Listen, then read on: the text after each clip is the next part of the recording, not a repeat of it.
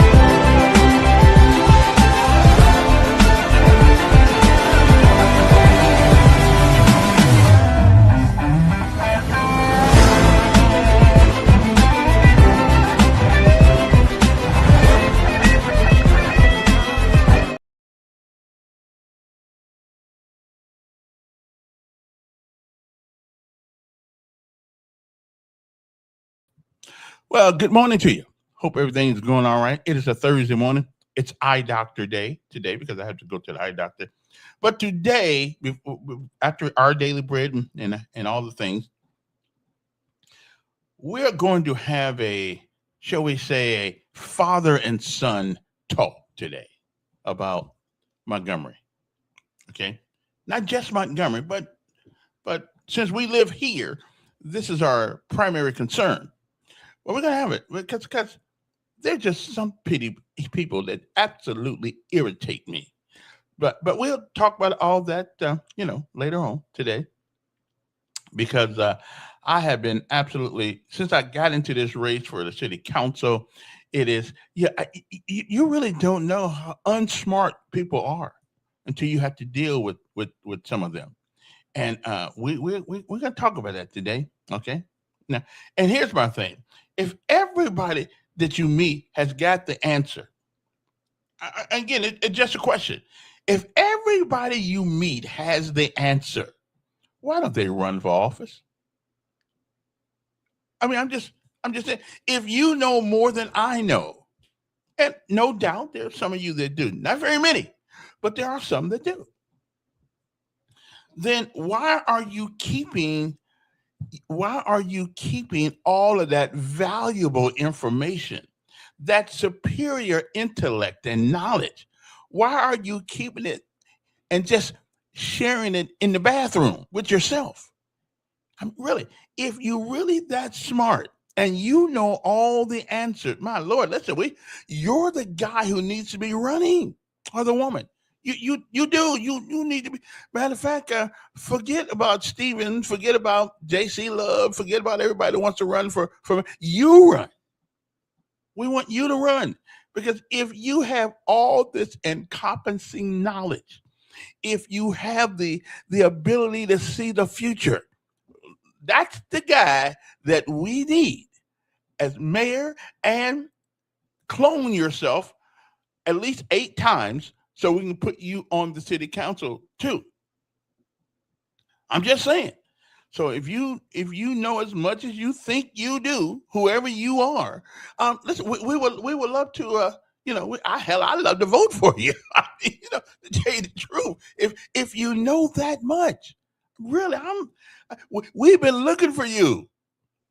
We have gone. I mean, for 250 years as a nation, we have been looking for you. Somebody who is smarter than everybody else, somebody who has all the answers. We have been looking for you, my friend. So, but we're going to talk a little bit about that and a few other things. But right now, I gotta go to our daily bread because I need some wisdom from on high in order to deal with today. Okay, I'm just saying. So again, for all those people out there that that are exceptionally bright and have all the answers, I just want y'all to get into the race. Uh, just go down there and tell CC Calhoun that he can go home. and meet you and everybody else. I just want to tell you about it. So, Father and Son talk today. Okay. Anyway, we'll be back right after this. Our Daily Bread, a word from on high, something that'll change your perspective or give you a new one. But either way, it's good for the soul. Good morning.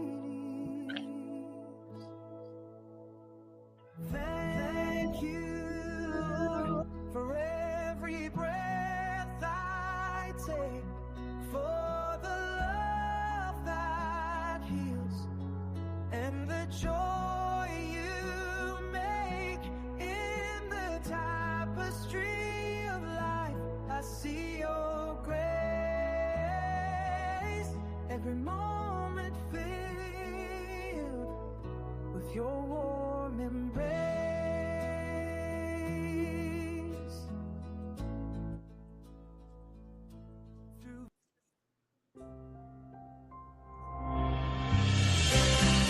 Hi, thanks for joining us for this word of encouragement from Our Daily Bread.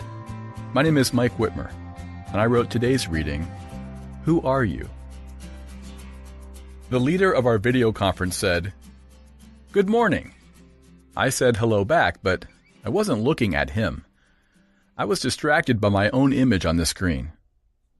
Do I look like this? I looked at the smiling faces of the others on the call. That looks like them. So yeah, this must be me. I should lose some weight. Get a haircut. In his mind, Pharaoh was pretty great. Ezekiel chapter 32 says he was a lion among the nations, a monster in the seas. But then he caught a glimpse of himself from God's perspective. God said he was in trouble and that he would expose his carcass to wild animals, causing many peoples to be appalled at you and their kings to shudder with horror because of you. Pharaoh was much less impressive than he thought. You and I may think we're spiritually handsome until we see our sin as God sees it.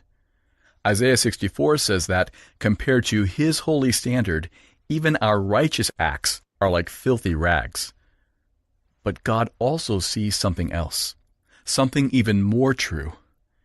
He sees Jesus, and he sees us in Jesus. Feeling discouraged about how you are?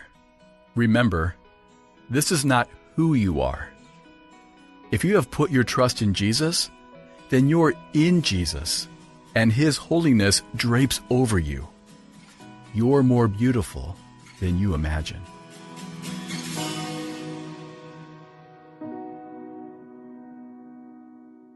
Today's Our Daily Bread scripture reading is from Ezekiel chapter 32, verses 2 through 10.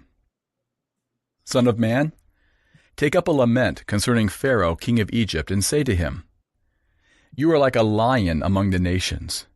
You are like a monster in the seas, thrashing about in your streams, churning the water with your feet and muddying the streams. This is what the sovereign Lord says. With a great throng of people I will cast my net over you, and they will haul you up in my net. I will throw you on the land and hurl you on the open field. I will let all the birds of the sky settle on you, and all the animals of the wild gorge themselves on you. I will spread your flesh on the mountains and fill the valleys with your remains. I will drench the land with your flowing blood all the way to the mountains, and the ravines will be filled with your flesh. When I snuff you out, I will cover the heavens and darken their stars. I will cover the sun with a cloud, and the moon will not give its light. All the shining lights in the heavens I will darken over you. I will bring darkness over your land, declares the sovereign Lord. I will trouble the hearts of many peoples when I bring about your destruction among the nations, among lands you have not known. I will cause many peoples to be appalled at you, and their kings will shudder with horror because of you, when I brandish my sword before them.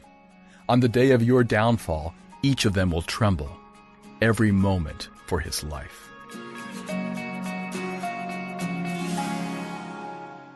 Let's pray.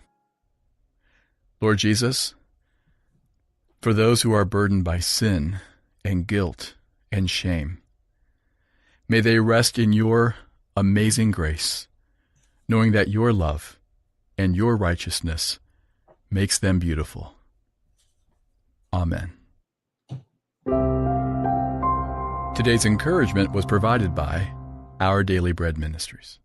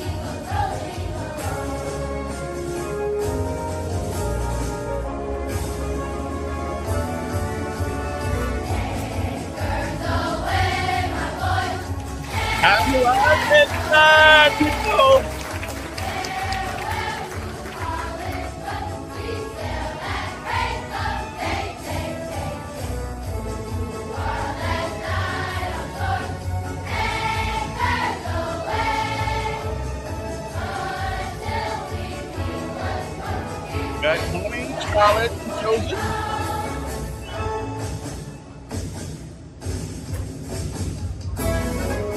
If y'all just bring me some tea.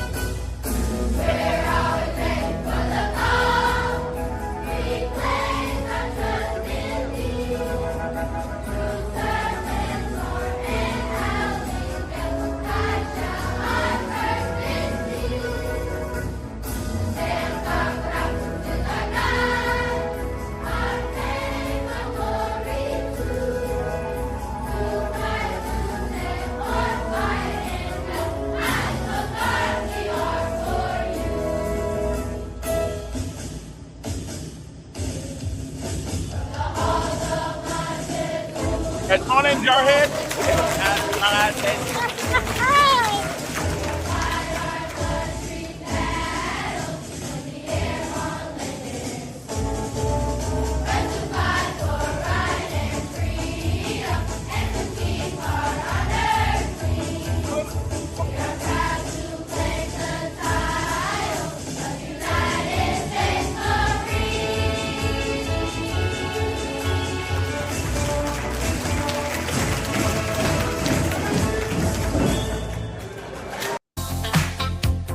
All right then.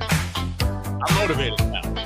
Every time I hear my granddaughter and singing on that song right there, I'm good. Motivated.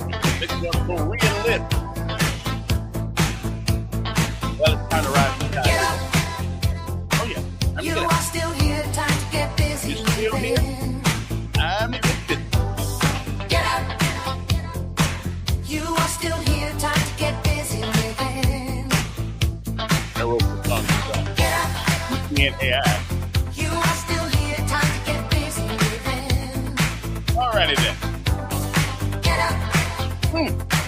You are still here, time to get busy living. Here you go. Here you go.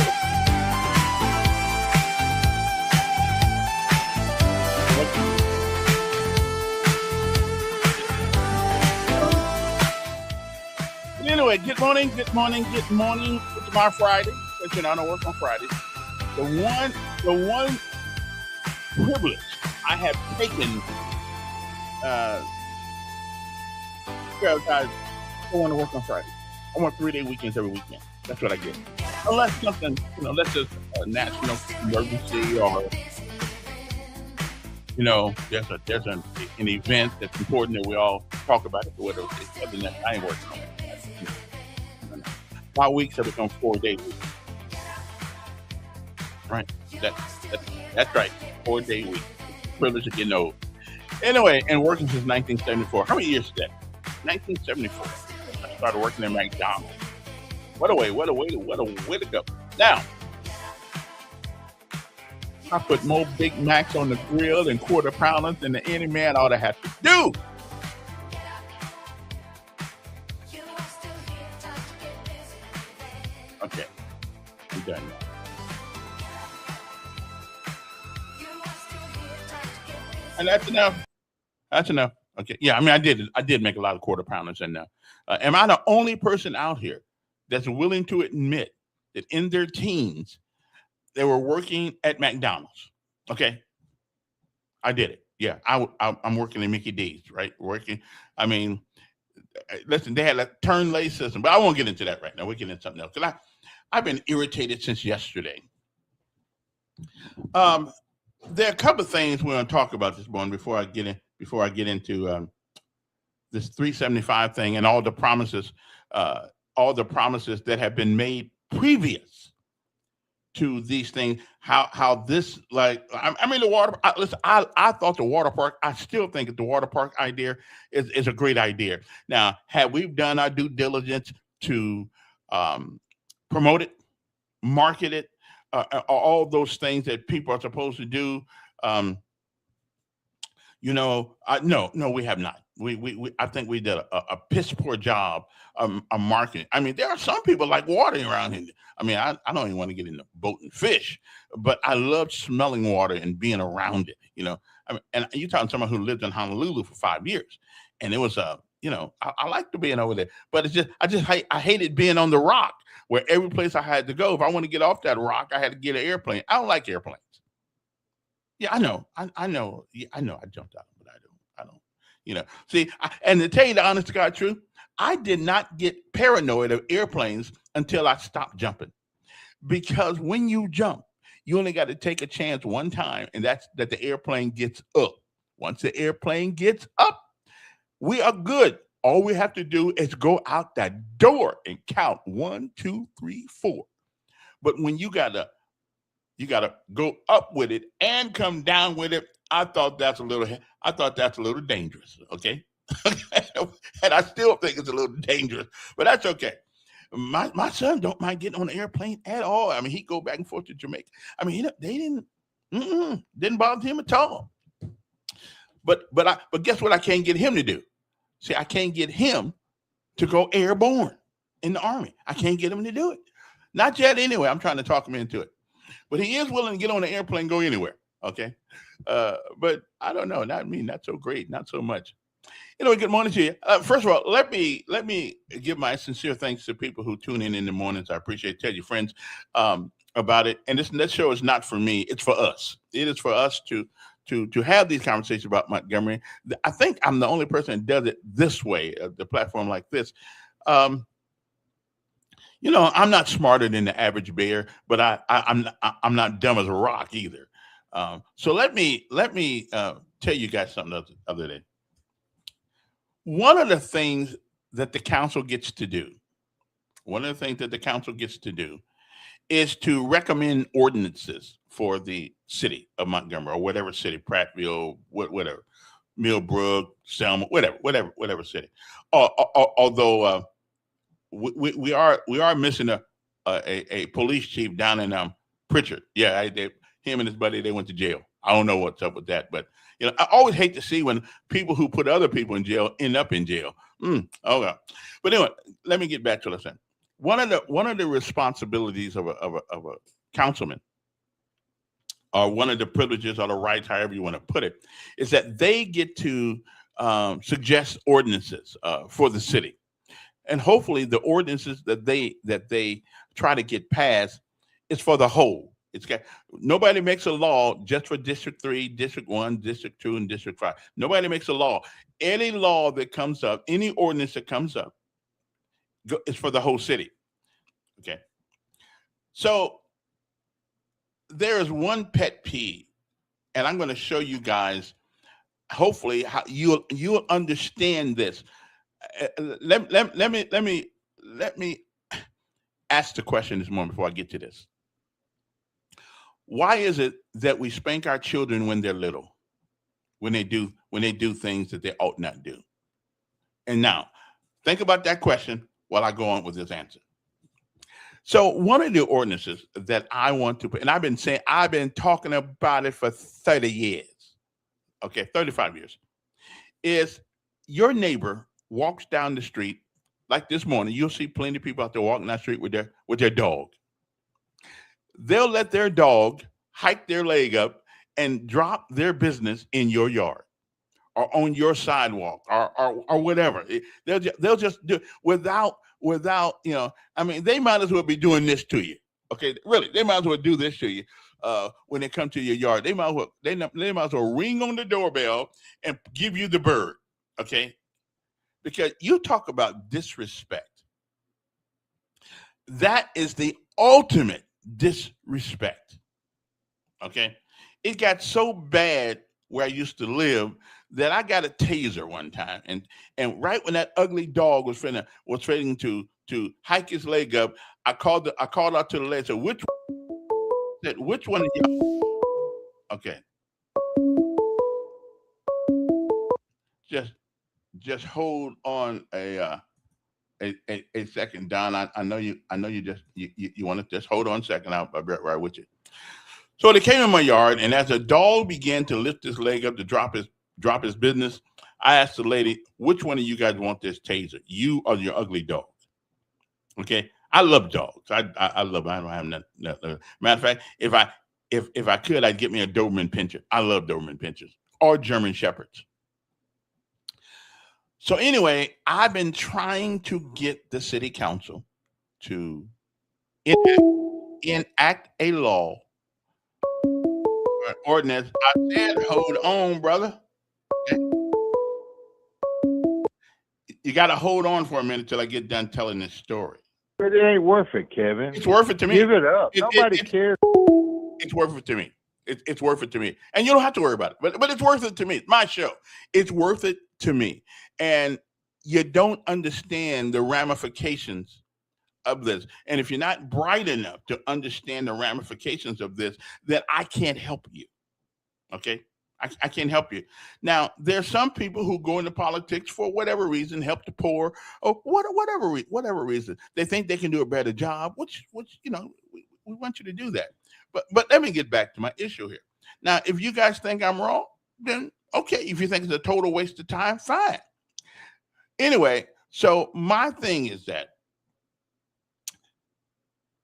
when you allow people to disregard the rights of others, nobody has a right to come to your yard with their ugly dog and leave the mess in your yard. I walked out of the house the other day, was running to the car, and all of a sudden my feet was on another pile of crap that somebody left in the yard. And I had my socks on too. Had the socks on. Didn't even have the shoes on because I forgot that people do that kind of thing. Now, people say, well, that's not important. I'm telling you, it is probably one of the most important things that a citizen can do. And what's it called? It is called respect. All of our communities survive because of a mutual respect that we have for one another. Theoretically, all of our communities, whether you live in Wind Lakes, Covenant, wherever it is out there, or whether you live in Sturbridge, whether you live on Bell Road, or you live on the road. Okay, the one thing, and the problem we have in America today, especially in some of our cities, is a lack of decorum and a lack of respect.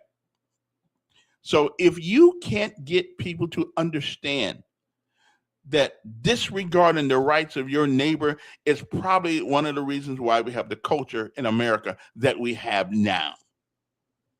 So my thing is, and it's not the dog. This has got nothing to do with the dog.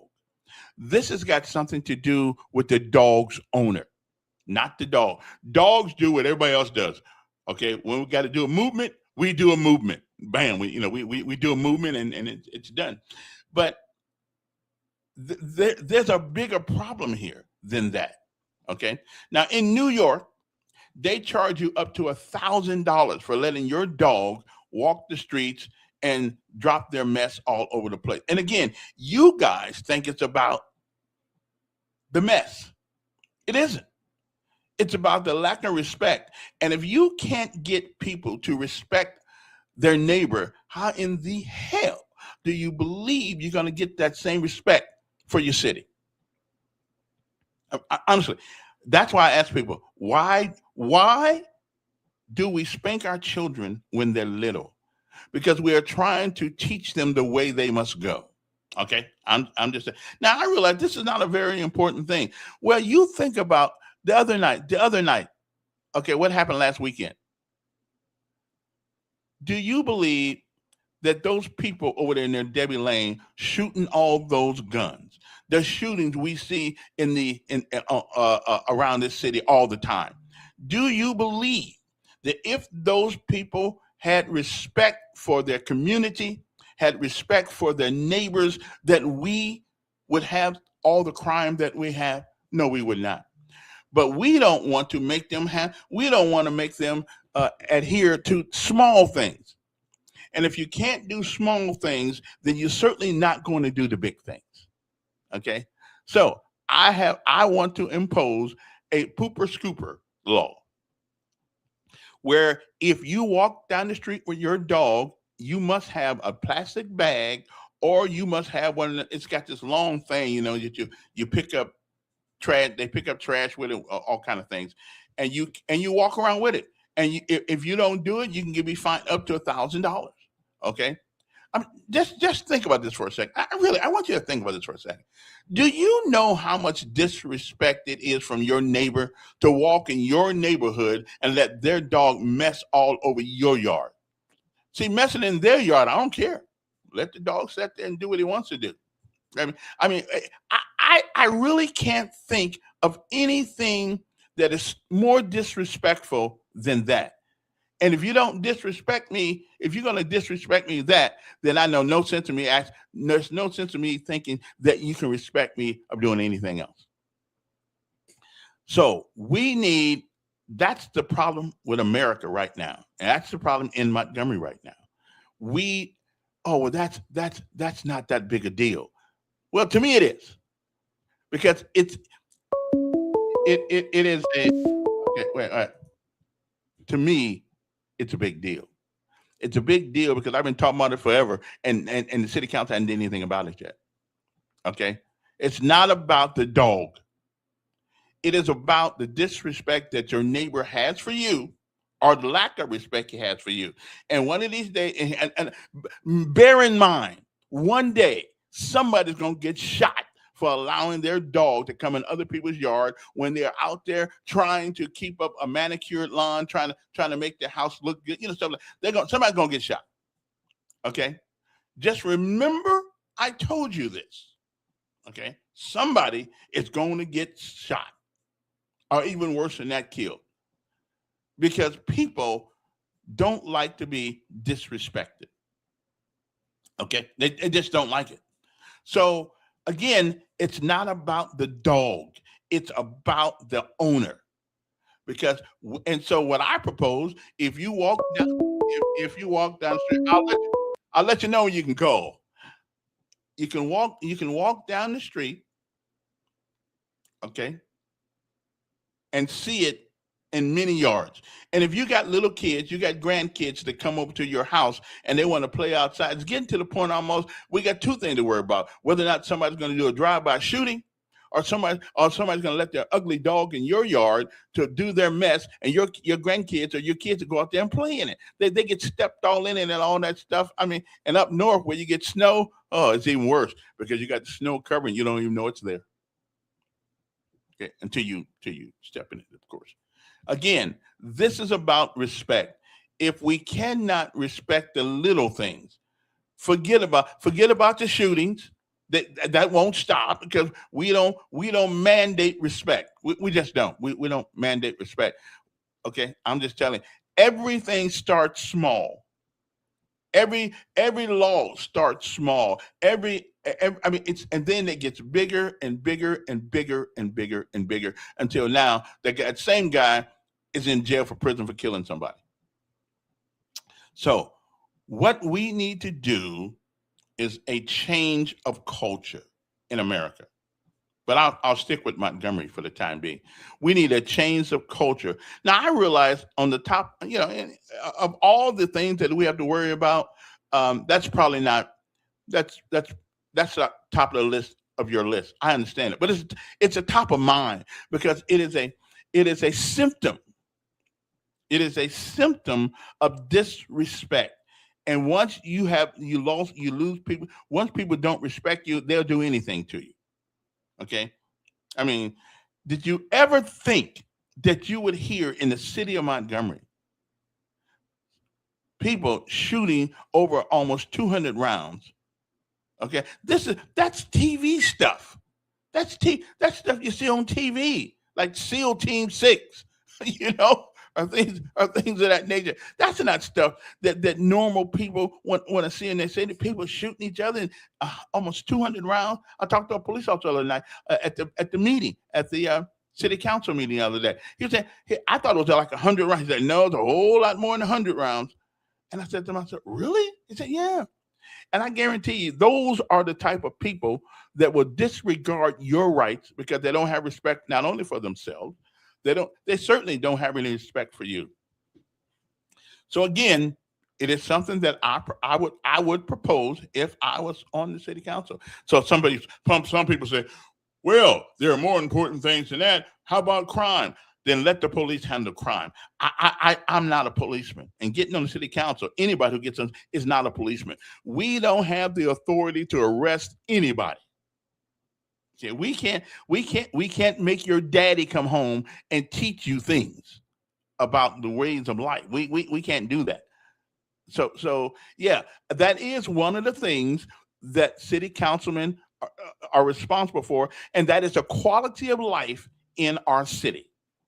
The quality of life in our city. Okay. If you ignore the small things, it becomes easier and easier and easier to ignore the big things. Okay. It took the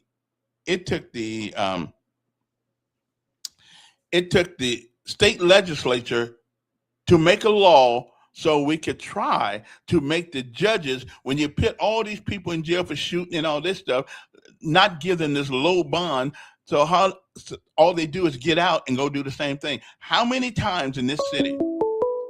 I'll tell you when you can call, Don. I'll tell you when you can call. How many times have we heard about a young person on bond already that's going out and now he done shot somebody else? How many times? Just last week. How many times?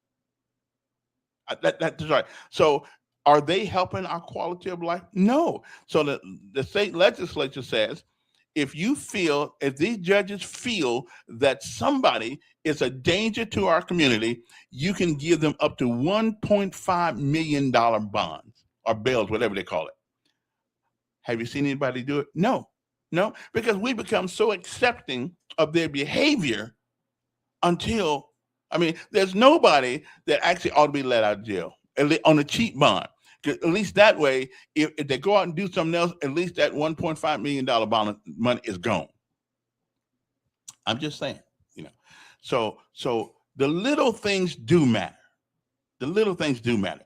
If you cannot control that, if the quality of life is so bad, okay, respect is given, absolutely, and trust is earned. Okay? Lose one of the three, you have lost them all. You are absolutely right, Glenn. Absolutely right. And once you surrender that one, it becomes easier and easier and easier to surrender the rest of them. Okay? I'm just telling. So I realize it's not a big deal for some people, but so you would have, now this is a great question.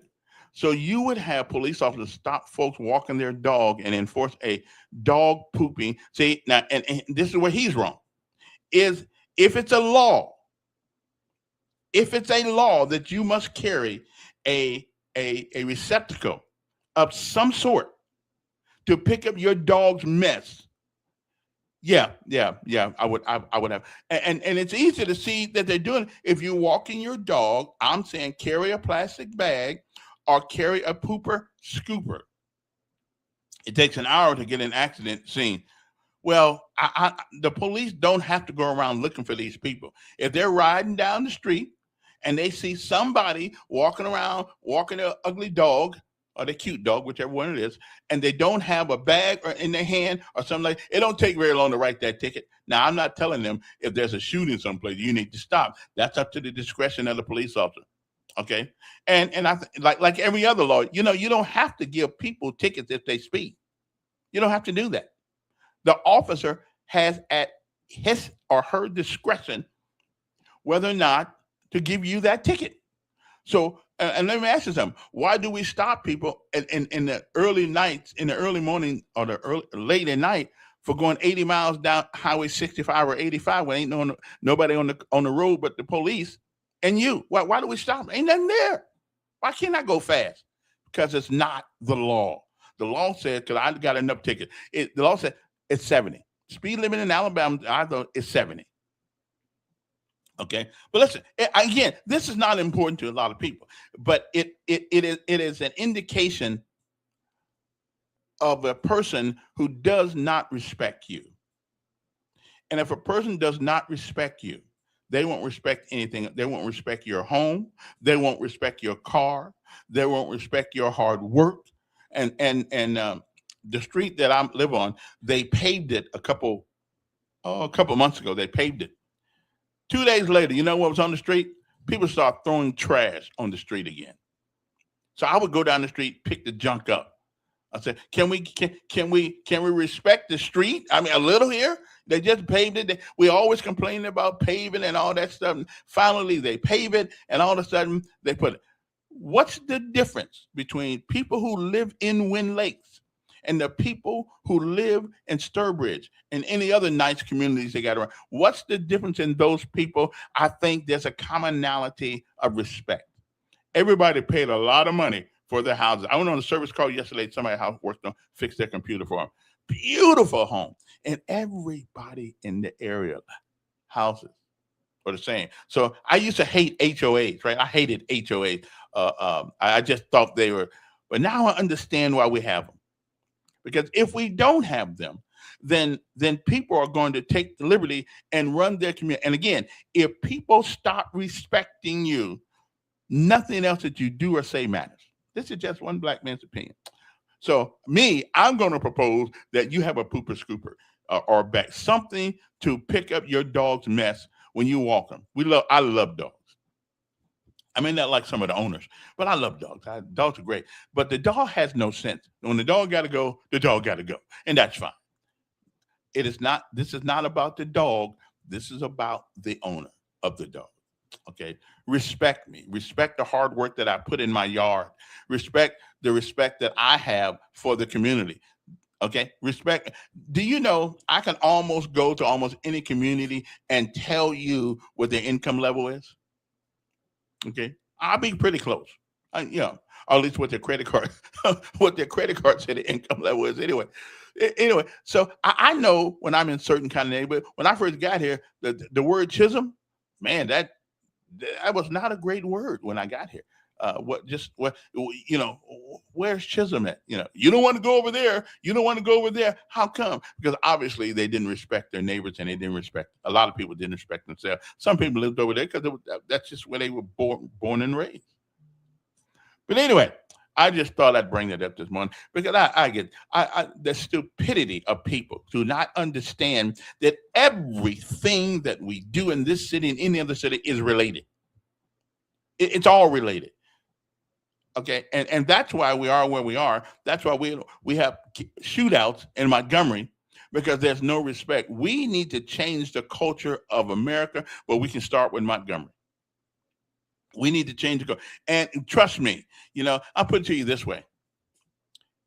My sister, who's Roxanne had 6 brothers.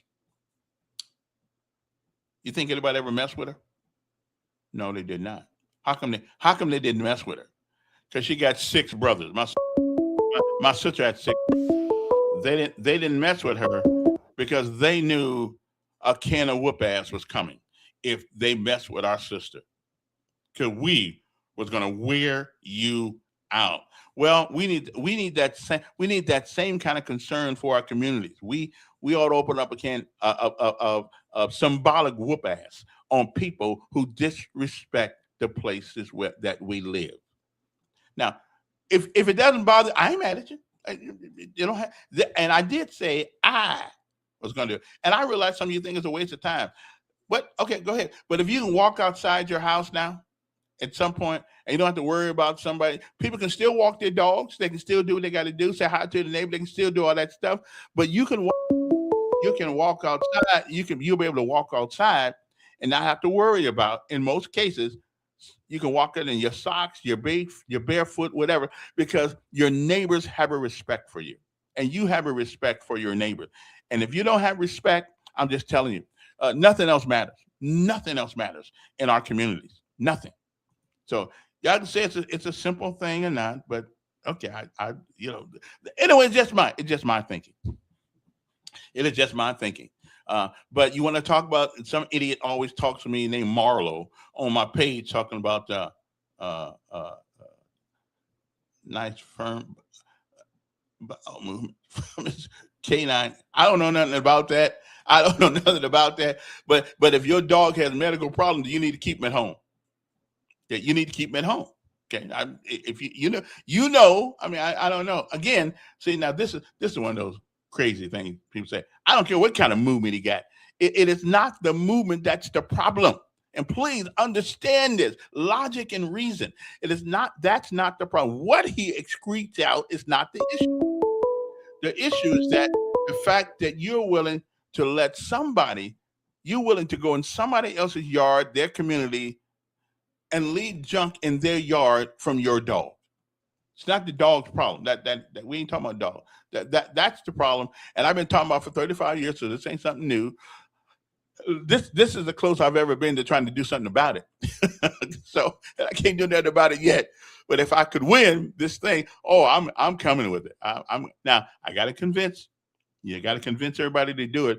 But anybody who does not believe this is a valid argument, you don't have good sense.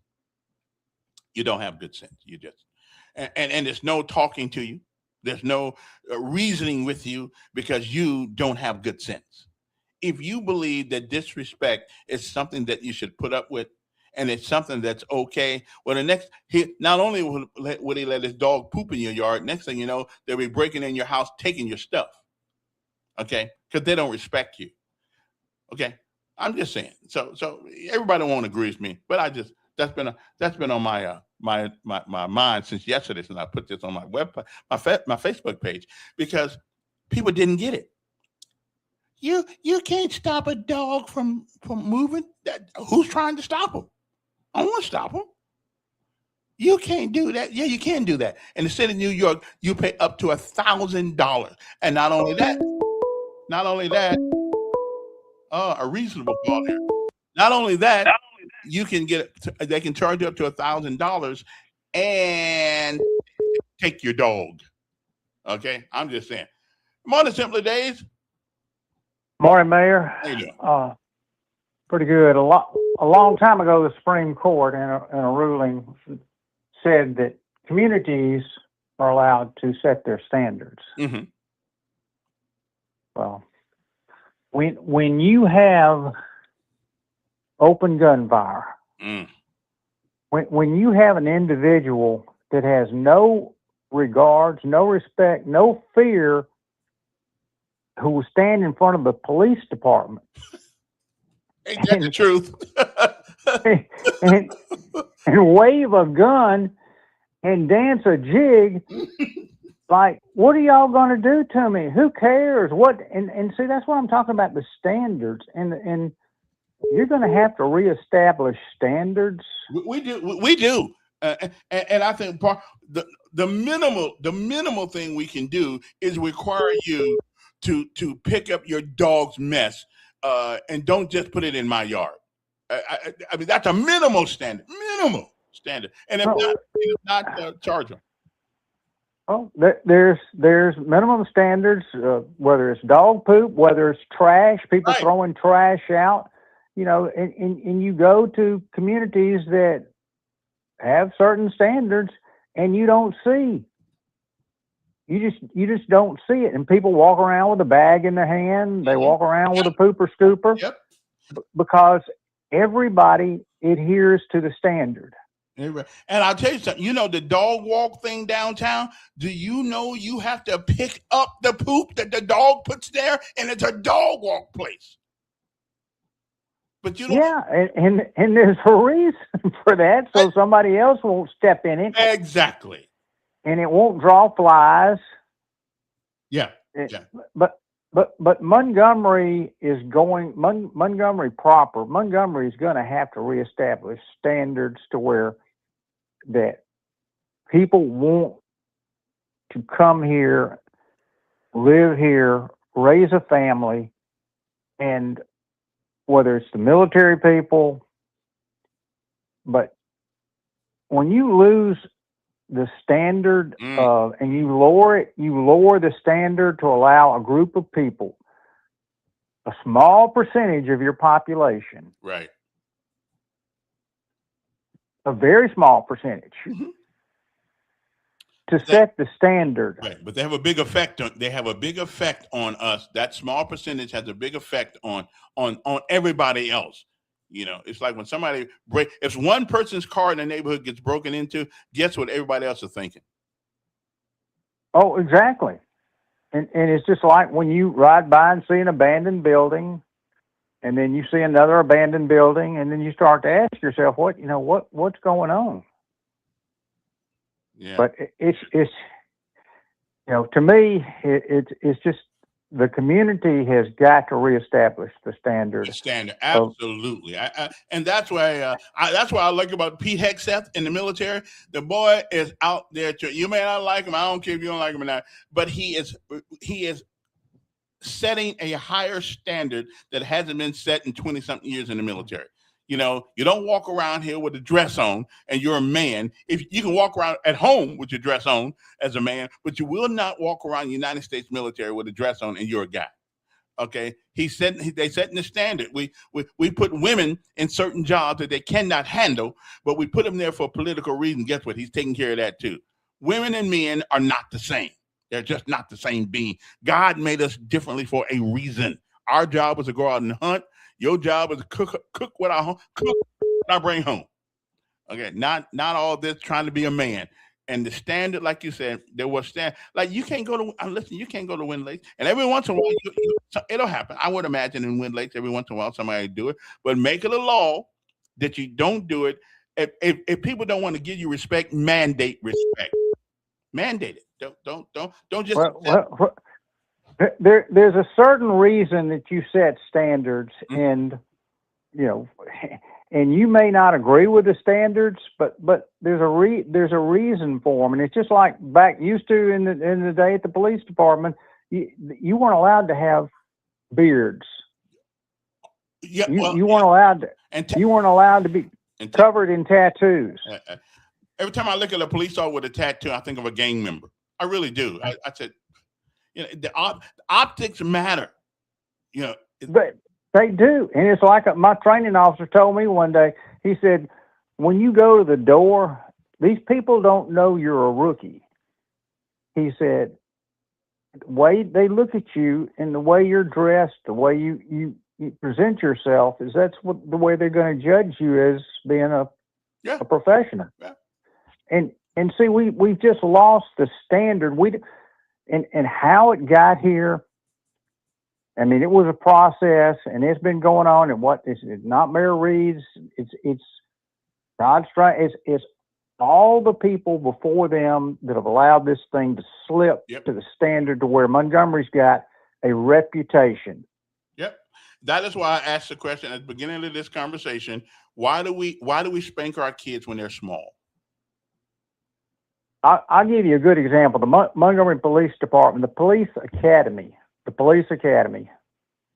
it used to be feared all over this state. Nobody wanted to go to it. Nobody wanted to send their folks to it because it was so tough. Yep, that's true. And it's just like when you lower the standard of living, and that's what's happened. Yeah. And people are going to move.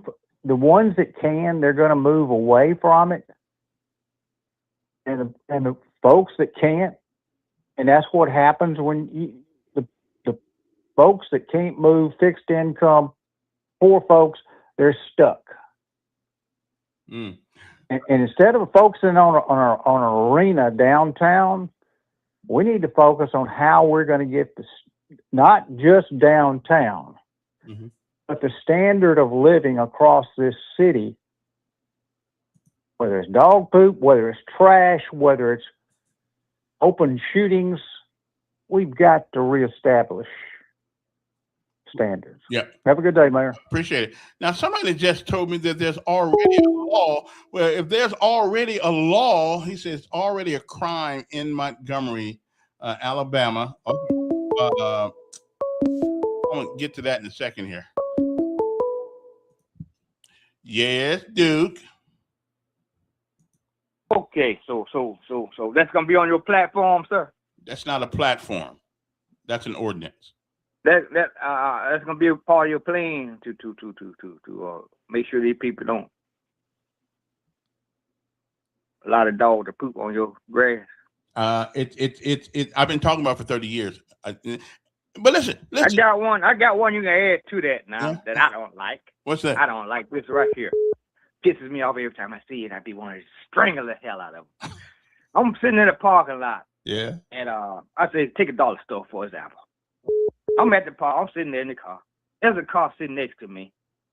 This sorry ass lady opened up the car door and put a damn shitty baby diaper right there on the damn ground, Calvin, right there. But you know that's illegal. You know already. what I did that day? Yeah. You know what I did that day? I told the lady, I said, the trash can right down the sidewalk, man. She looked at me crazy, but hell, I hate that more than anything. They putting the damn trash right down the ground, just sitting there sorry ass in the car. But that's called littering. I mean, that's called littering, and that's already against the law. It's littering, but right. But what I'm saying, the trash can right there on the damn sidewalk. Her sorry ass. Because she lazy to get her ass out the car. She putting this stuff right there on the ground. She doesn't respect her community, and that's what we're talking about this morning. They don't respect their community. They don't. You know, and I'm going down the road. Some joker ahead of me throwing this trash at the damn car. Well, they've been doing that, right? They've been doing that for, ever since they have cars. I got that part. So, so I'm with you on part of that about the pooper scooper thing. Disrespect with the trash. That's worse to me. Yeah, it's worse. Cause everybody don't have dogs, but everybody eat and throw shit at the car all the time. Yeah. But your people do that, Calvin. What are my people? Everybody, I think everybody's people do it. No, it's your people because you always want us to claim the hood rats. I'm not claiming no damn hood rats. Do you know what? I never use that word.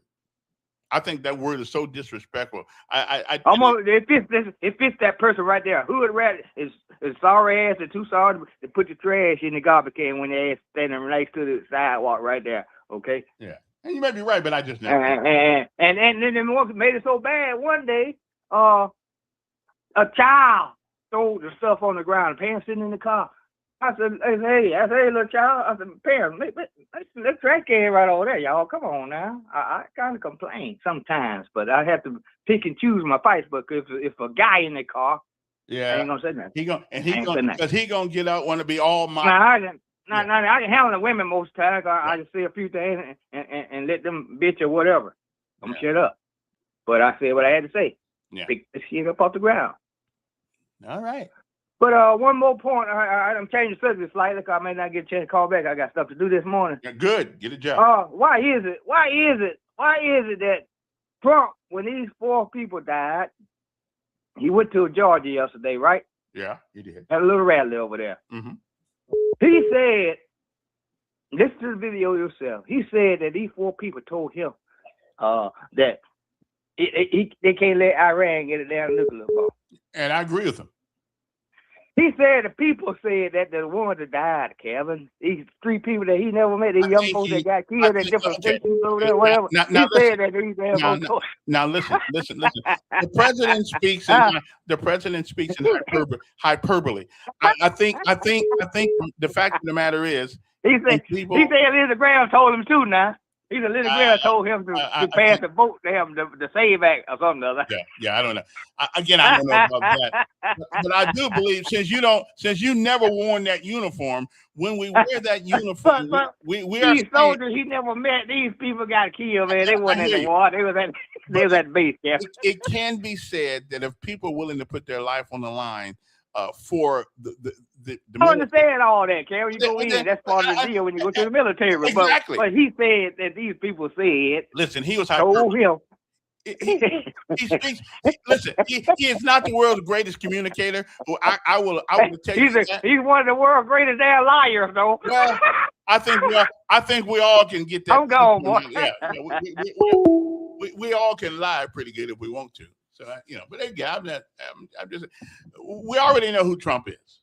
We already know who he is, and he's not the world's greatest. I like to think he's been hyperbolous. And hyperbolous means that he is having a sense of exaggeration, not a lie, but sort of pushing it over the top. You know what I'm saying? I mean, he does that's who he is. Okay. The numbers here, if you want to give us a call, since I only got 1 hour left. Now, Don, you can call.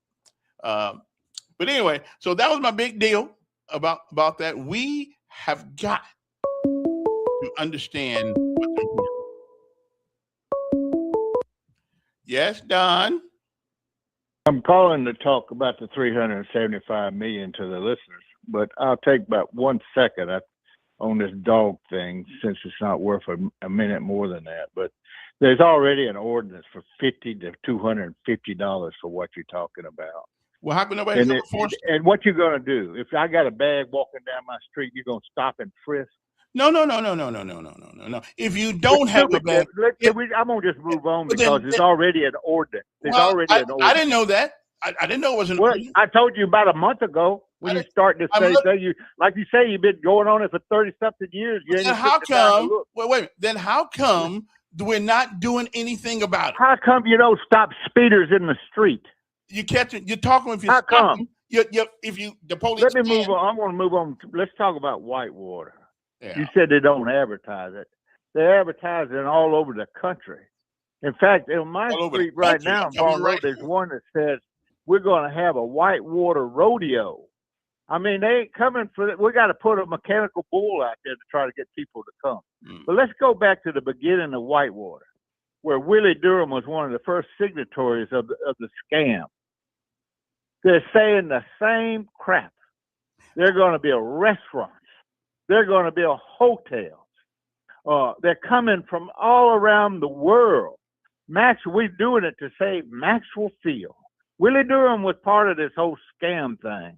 All right, Willie, let's build the center down there when the first hotel is built at Whitewater, when the first restaurant is built on Air Base Boulevard. Let's do that. It's all a bunch of lies and crap. Wait. And you really believe that when they came up with the idea of Whitewater, it was a scam? Yes, it was a scam. They lied to you from the beginning. They said it was going to be $49 million. Did they say it was going to be 100-something? Well, and when they run out of the $49 million, what did they do? What did they say? We got to build it now. It's all lies. All you got to do is pull it up. And you're not only paying for the bond money right now for Whitewater. You know what else you're paying for? Go ahead. No, tell me. It's your conversation, brother. You're paying $2 million a year to keep the damn doors open. And what do you think you're going to do with the rap center? You think it's going to pay for itself? Who are you going to have there? And the first night they have a rap center and the drug dealers go for the rap center and somebody gets shot. Who else is going to go back down there? Well, Willie, let's build a rap center when the lies you told about the hotels and the restaurants out there at Whitewater and people coming from around the world. Where are the Indians built their hotel out there, Willie? It's Again, all lies. It's always lies. And I'd like to find out how Willie is getting his pocket filled with the money. Okay, okay. See you later. I don't think Willie's getting his pocket filled. He don't need to. He's a successful businessman. He don't need to get his pocket full of the money. I mean, don't be defaming people. Again, I think when COVID hit, it changed a lot of things. I wish we had that much concern about people's rent keep going up in Montgomery, and it was up to me. We'd have places where you couldn't take up the rent. And I ran this by a legislator the other day. I don't almost sound like a Democrat, don't. No, I sound like a person who really cares about other people, and that's who I am. That if you're on Social Security and you cannot pay your rent and they keep taking it up, you're going to be outside. So I suggested that we have rent control in certain areas of town. We call it Old People Village or whatever you want to call it. And the deal would be that we wouldn't have rent control, but we would make the owners come before the city council before they up somebody's rent. That in apartment complexes. Good morning, Top. Good morning, Councilman Elkins. Good morning. I'll bite since Don called out. So it worked, Don. He continues to say that I was a signer on the Whitewater scam. And how am I lining my pockets? So, Don, I was the chairman of the Montgomery Chamber of Commerce during the inception of Whitewater. Because I was the chairman at the time, I had to sign as a representative for the business community for the Chamber of Commerce.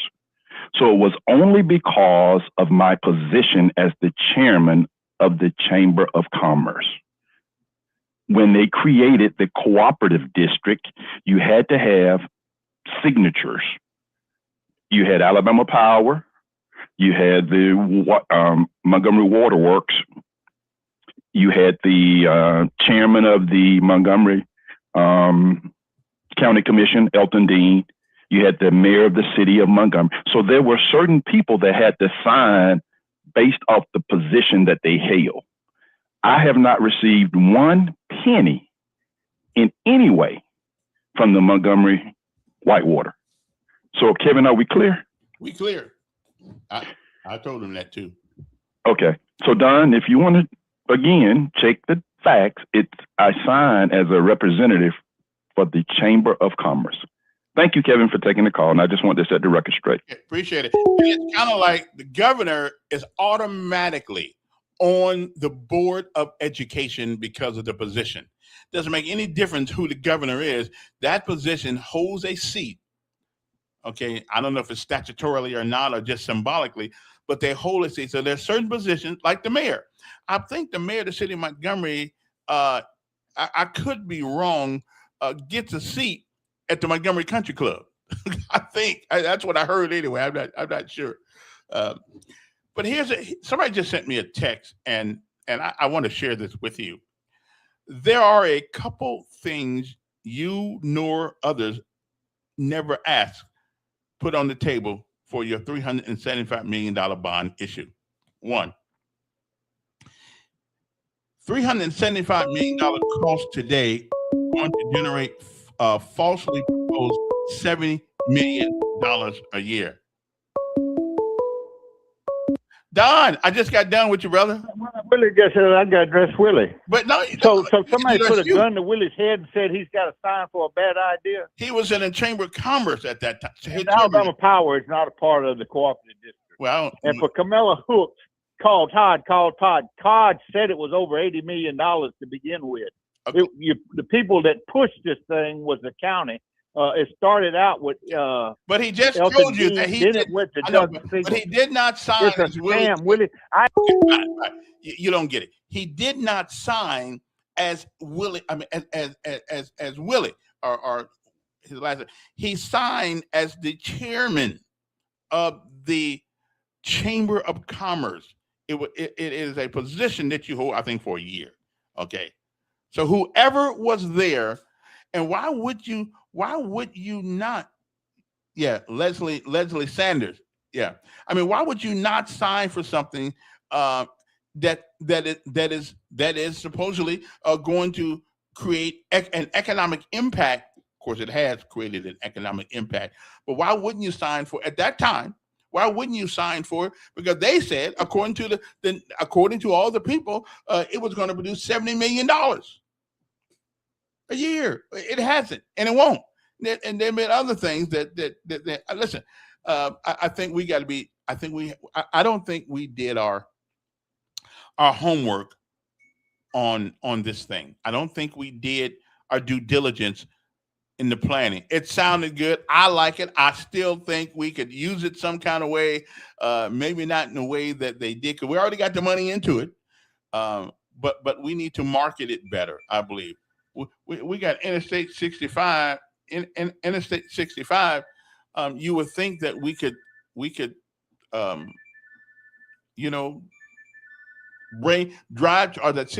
drive people to it, whatever the case may be. But anyway, I still say it's a good idea. We may have been a little bit extravagant about our reach and the desires for it, but I think the Chamber of Commerce knew they could use their. Okay, what did he say? The Chamber of Commerce knew they could use their reserves, namely our general fund. I don't know if that's true or not, but okay. But here's and again, I this is what I ask people: if you got a better idea, then share it with all of us. Okay, just share it. Okay, just share it. Hey, listen, I got to take a break. I'll be back uno momento in a few minutes here. Got to go get my cup of milk because you got to make me dry. Well, I'm glad I got that pooper scooper thing squared away. Yeah. And since we do have something like that, then why doesn't anybody enforce it? It's not called a pooper scooper, though, in the law. It's called something else here. Yeah, I'll have to look further at this, because if we already got it, then why didn't I know that? Why hasn't that been published? Why we still let people walk around here doing what they do? Interesting. Okay, so evidently I'm not the only person that ever thought about this. There have been other people who thought about this also. Okay, I'm good. Anyway, good morning, Tanya, Glenn, Camila, and all the rest of the people join us on the thing here. We'll be right back right after this. So let's all go get some milk, like me, and we'll be right back right after this milk break.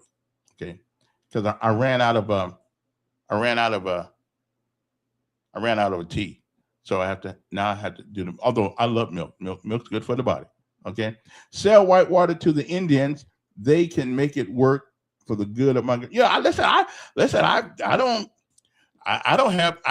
That's not a bad idea. Get off from under it. Let them deal with it, and see what they can do with it. Okay. Yeah. Nothing. Yeah.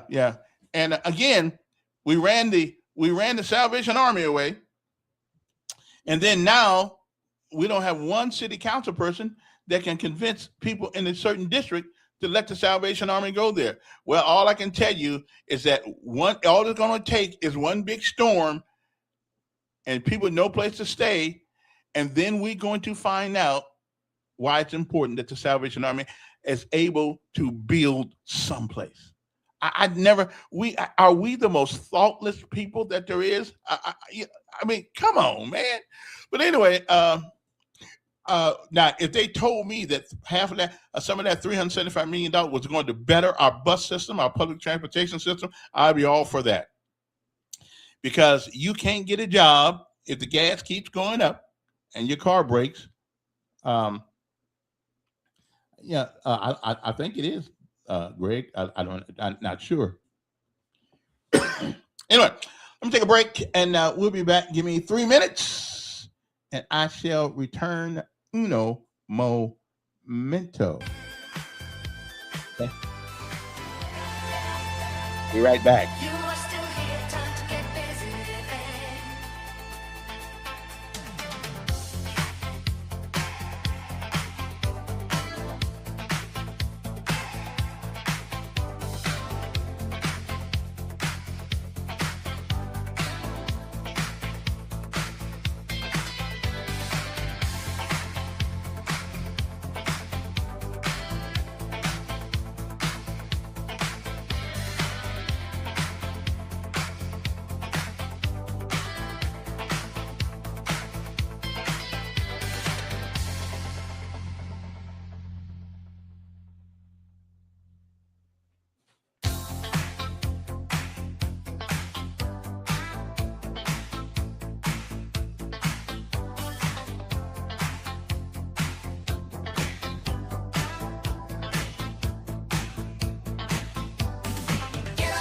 Get up. You are still here, time to get busy living. Get up. You are still here, time to get busy living.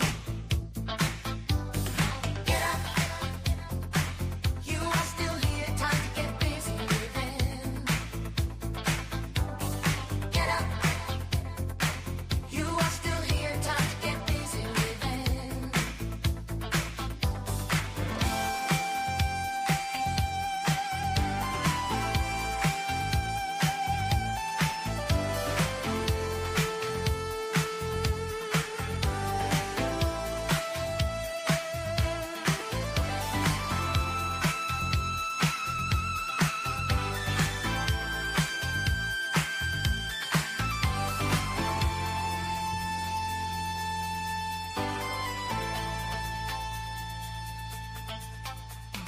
Get up. You are still here, time to get busy living. Get up. You are still here, time to get busy living. Get up. You are still here, time to get busy living. Get up. You are still here, time to get busy living. Get up. You are still here, time to get busy living. Get up. You are still here, time to get busy living. Get up. You are still here, time to get busy living. You are still here, time to get busy living.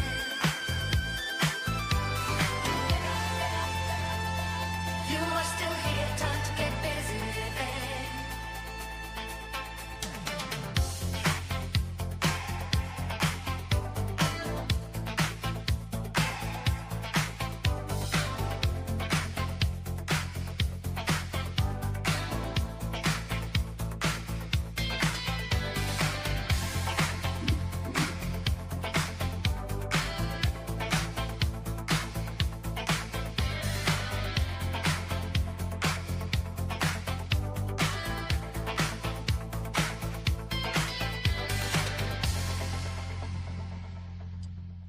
All right, then. We're back. Thank you. That's enough of that. Thank you guys for joining us today.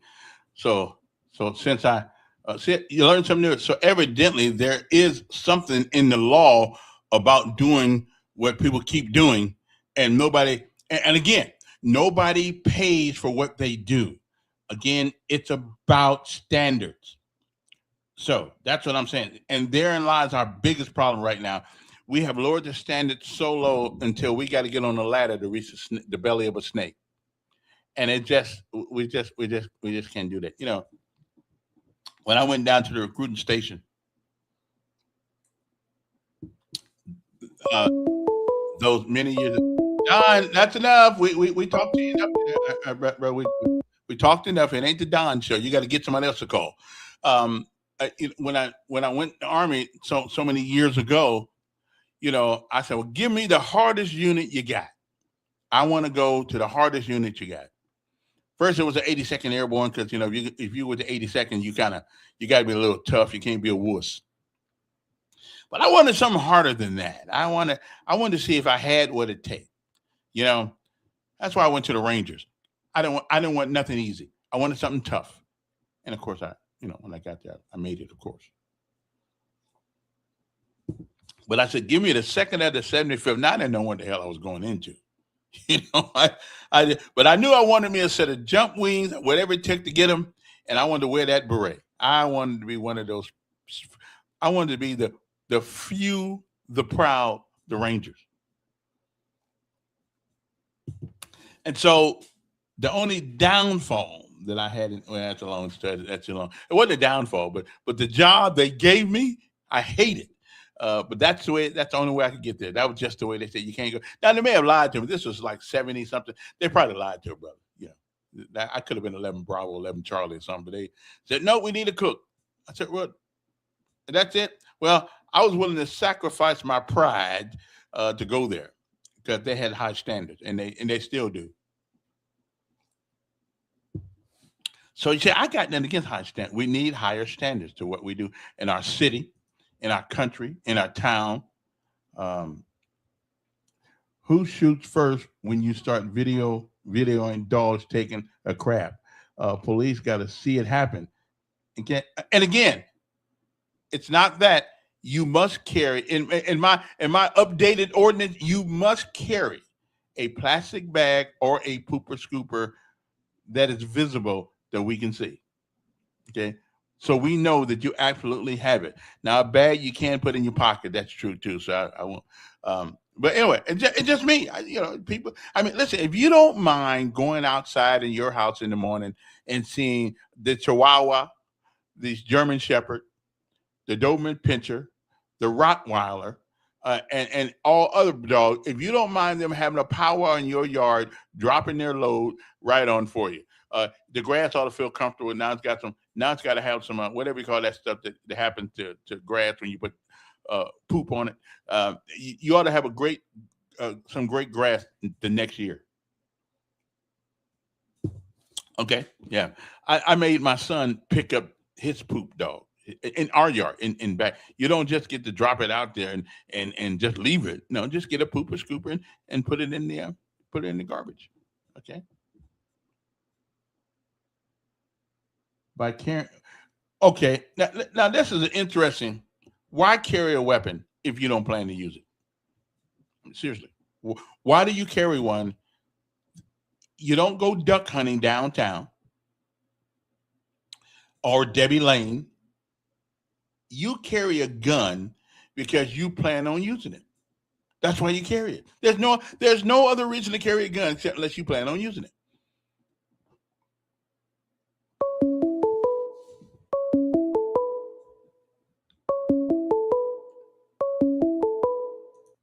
Don, you need a life.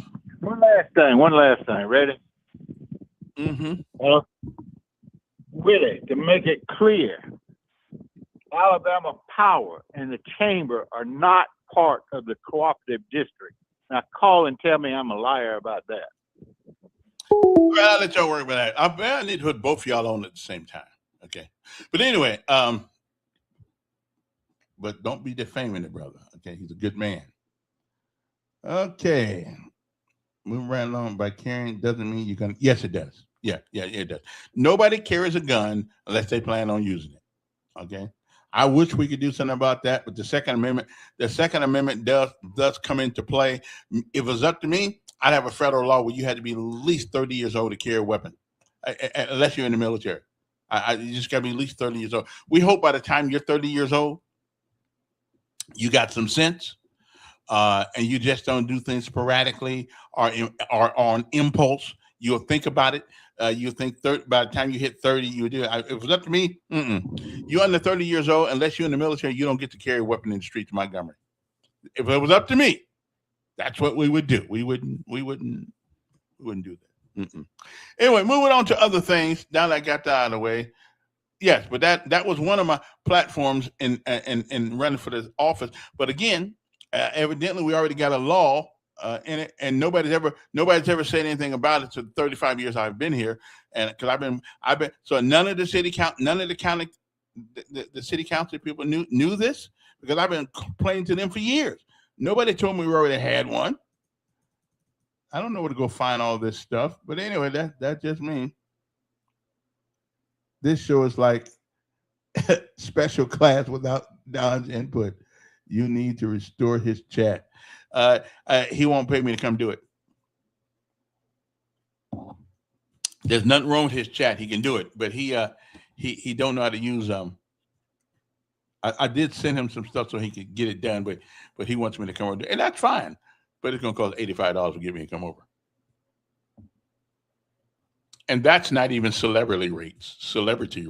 That's just my regular rate. So pay a brother and not come over. Okay, that's not a problem. All he has to do actually is start a new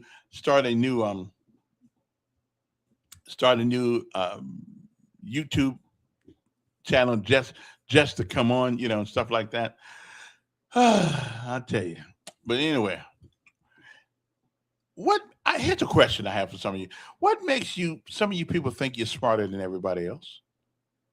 We all have our experiences. We've all have done different things in life. I think we all know something that somebody doesn't know, that somebody in the group doesn't know. People have a sunroof. But they have the sunroof in their car, my friend. So if they want to use it, they can. People carry guns because they want to use it if they need to, or they feel they need to. People carry. That's why people carry. You don't carry a gun just to look at it. Okay, because if you just wanted to look at it, you put a picture of a gun in your pocket. Okay, you just do that. You don't even have to. So. I'm just saying. Well, if they're aware of it, why aren't people doing it? Then we can put people in jail already, or we can fine them already for doing that kind of crap. Anyway, I realize it's not the most important thing, but it's about respect. And until we can change the culture to respect becomes instinct, we got a ways to go. Because instinctively we should respect one another. Okay, I'm just saying. I'm going. And listen. I went up to King Hill the other day and talked to a lot of people up there. I see why they call it a hill now. Because man, I was tired when I come off of there. So so what happened this week? Well, what happened this week is that the $375 million thing was tabled. Tabled means it's laying there. We're not doing anything with it right now, but it's there. It's right there, and we can bring it up when we want to. That's what table means. Table is a coward's way out. I would never support the table anything. Vote on it. Okay? Have some balls and vote on it. Okay? Go on the record for what you feel about it. Don't table it. Just vote on it. Vote it up or down. Just vote on it. That's all. Just, don't stop. I hate cowards way out. Don't be tabling it. Well, I'm gonna abstain. No, unless there's a conflict of interest, there's no reason to abstain because you believe one way or the other. Okay, you believe one way or the other, and then vote on it. Don't be abstaining and all that crap. It was tabled. I heard. We're gonna table it. I heard C.C. Calhoun say that. What's up, Simpler Dave? Mayor, I always wondered when I first went into the courtroom and I would hear the judge say, I'm going to take this under consideration and I'll get back with y'all. So she tabled. I knew. Yeah, same thing. But what would happen, he was trying to save face with the defense attorney and the city prosecutor. Mm-hmm. But he didn't want to do it in open court. And then you'd hear about it a few weeks, few months down the road, how he ruled. Mm-hmm. Mm-hmm. Same type thing. Yeah, I don't know why you get to rule in private.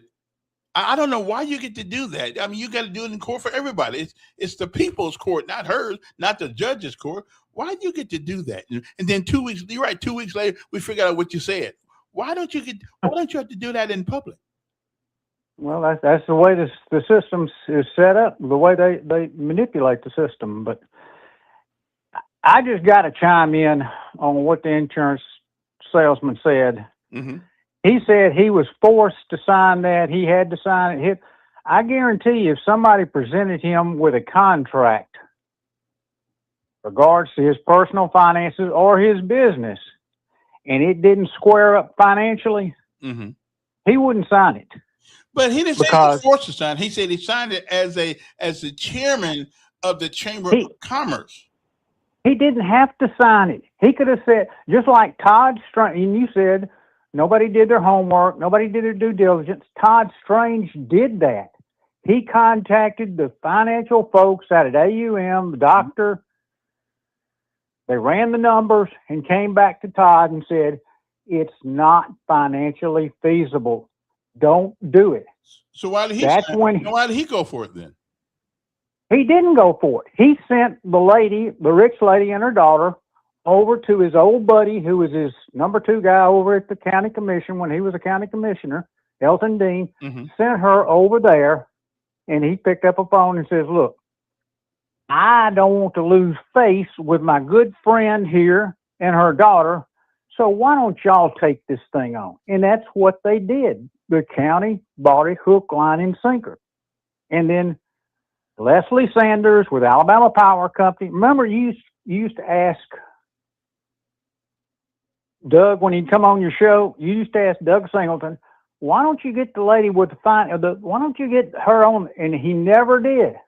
He always made excuses. Yeah, I did ask, and a bunch of times, but she didn't. You tried to get some answers, and then the skillet got hot when they realized that it wasn't the golden egg.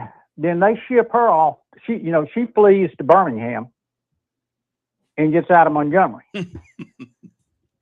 Okay, let me ask you a question. In hindsight, though, was it a good idea? I think it was a good idea. Maybe not on that broader spectrum, but I think it was a good idea to bring something in this town that was different. I think it would have been. I think it would have been a great idea to build an aquarium, freshwater aquarium down there on the Alabama River, and had an educational thing, and everybody, all ages, everybody could have gone down there and enjoyed it all year long, 7 days a week, cold, warm, hot. But they bought this plan from this woman and her daughter. And then once they were told it was not financially feasible, they went ahead with it anyway. And I guarantee you, Mayor, this is what's going to happen with this arena. If they run it through somebody and they say, no, wait a minute, this doesn't square up, they're going to go do it anyway. Now, but let me ask you, I think Will is right about that. Dr. Kayvon, whatever his name is, Darabi, because he said, according to, he said that the numbers were favorable. No, he didn't. That's what Todd said, that those numbers, that's the reason he sent them over to the county. I'm talking about Kayvon, Dr. Karabi from Auburn. I think he said at least the guy who didn't, not where his economic impact study was favorable. That's not what Todd said on different shows. That's not what he said. And if it was, then the city would have been the lead on it. Well, okay. Well, hindsight. Well, and I'm just telling you, once they get something in their mind like this, and just like I told you, somebody's behind the strings, just like Leslie Sanders and the I'm Somebody Club. Somebody's pulling the strings on this. And just like what we'll find out, it'll come out once they get it. We'll find out. The rest, as Paul Harvey said, the rest of the story. I still think it was a great idea, and they may not. I think they went too big. They could have made a ward or something down there, and maybe not this, but I still think the idea was a great idea. Like in Birmingham, and they've got the water park up there. Not a white water, but a water park with all different types of water activities. Right. You can take your kids up there, right there at Bessemer. You can take it in, but that's limited to a very specific population of people that are going to use that thing. Yeah. I hear you. So I mean, all right. Have a good day. Appreciate it. I mean, I don't know. I supported it, still do, because we just need something besides what white folks did to black people. I mean, that we keep bringing people here, just on misery. You know, it happened. Can't do anything about it. You know, let's move forward and make a better world, make a better United States, a better Montgomery, a better. Again, that goes on about respect also, though. About the standards of our communities, the standards of our mentality here. So, a water park is different. Family, and I'm with you. And basically, I thought that's what this was going to be. I'm not getting on a boat on a water paddle and going out there and in the water. I'm just not going to do it. Listen, I lived in Honolulu on the ocean, right on the ocean. I didn't get in that water because they got sharks in it, and things. They got all kinds of things in the water. I don't want to go in the water. I got a hard time getting in the bathtub sometimes. That's why I plug the bathtub and use showers now, so the water just keeps rolling down. I don't like it. I don't like a lot of water. Oh, and then and Lord have mercy, I got on the USS Kitty Hawk in the middle of the ocean. I had to climb this. What do you call those things? On side of the boat, side of the ship, they had rope ladders. I kept thinking, I'm gonna fall. I had all that stuff on my back. I mean, man. Whew. Now, me and a whole bunch of water. I like a little water, But one day I woke up. There I am, sitting in a place called Makaha in Hawaii. And I got up one morning. I looked out. I said, water for miles. Water, water, water. And I got to thinking. So, if they got a tsunami over here, all you can do is put your head between your legs and kiss your butt goodbye. 30 days later, I was on an airplane headed back to Seattle or Tacoma. I said, it's been good, just ain't been that good. And so I had to leave. I got to think about all that water covering me and my poor little apartment over there. I said, no, we're not gonna, I gotta go. But I enjoyed my stay. I almost became a Kama'aina, which is a native son. I almost came, but I was a little darker than the other Hawaiians. So I know. Yeah, I know. Listen, you do what you have to do when you have to do it. There are some dangers you deal with, and you just deal with it. Then there are other dangers. Like, I really don't like flying on airplanes, not civilian airplanes. I trust military airplanes. I don't trust civilian airplanes. I'm watching a movie the other night. A guy took over this airplane with a computer. He made the plane go up. He made the plane go down.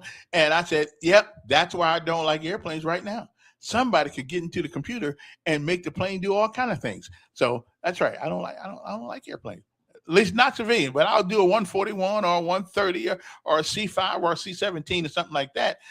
Because, they just special kind of pilots. You know what I'm saying? Yeah, I know. I was kind of a wuss. Yeah. Oh, Greg. That's a good question. Who paid for the economic study from Dr. Kieran Daravi, whatever his name was? And he was the go-to guy for years here when it came to economic impact. He was the go-to guy, and I thought he said it was favorable too back in those days. But that's a whole different story. That's a whole different thing. Let's get on something else. Now, here's a question that we must ask. It'll come back up. Okay. The actual getting the money is really not the issue. How do we pay it back if something happens? And we have been told that these projects are going to produce $70 million here, a few $1 million here a year. So far, we haven't. And having Wild Wild West in Montgomery certainly does not. I'm not optimistic about too many things coming to town. And again, I don't know we blame culture on this. It's culture. It's got nothing to do. How do we change the culture? That's what I want to know. How do we change it? How do we change so people are not afraid to come here, Birmingham? I mean, I don't hear much about Huntsville. I don't hear much about Huntsville and having the problems that we have. You know, I don't. Why not? Because the culture there is one of prosperity. You know, rocket scientists and people like that, people with brains. So I don't know. But how do we change? Let's start with Montgomery. Let's lead the world in changing and showing them how to change the culture of violence and how to change this. I really wish we could do something about the guns. I really wish we could.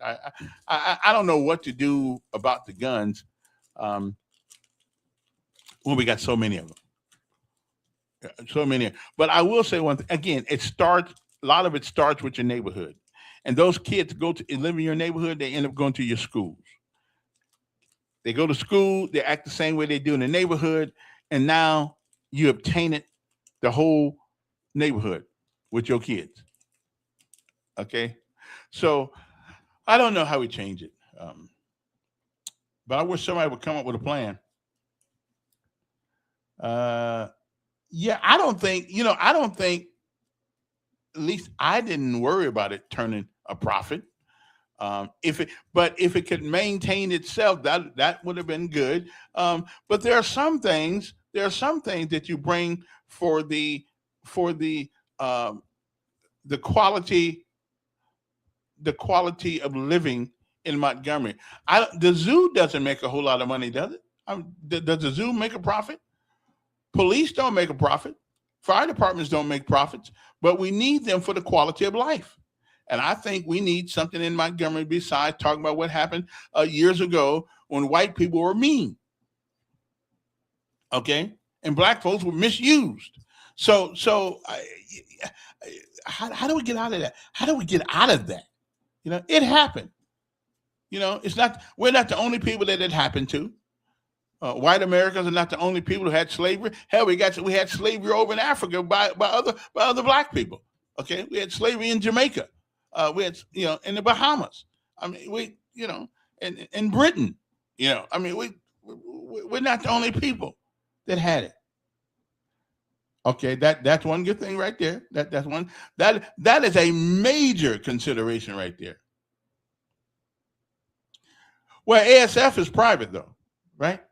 And I think the city owns a zoo, but ASF is a private place. Libraries belong to the city, I believe, which I don't even know why we even have libraries anymore. We don't need them. We just don't. It's AI has taken the place of the librarian. We just ask AI what you want. Bam, you got it.